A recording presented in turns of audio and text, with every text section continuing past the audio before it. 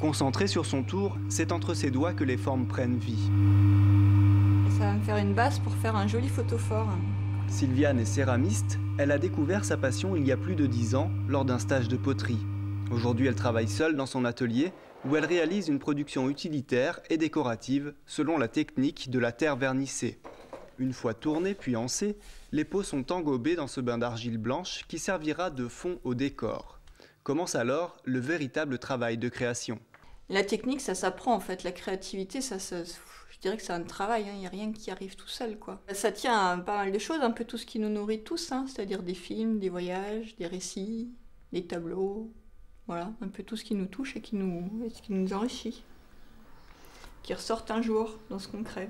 Dans son atelier boutique, Sylviane accueille les clients et leur propose une visite guidée. Ce que je recherche, c'est des mots. Une aubaine pour ses visiteurs à la recherche d'authenticité. Savoir comment les gens travaillent, savoir pourquoi ils font ça, avoir un contact avec le créateur. On aura une autre image quand on se servira de l'objet qu'on aura acheté, à emporter en souvenir. C'est pas comme si on avait acheté ça dans un magasin sur le bord de la rue, comme ça. Ça n'avait aucune valeur sentimentale.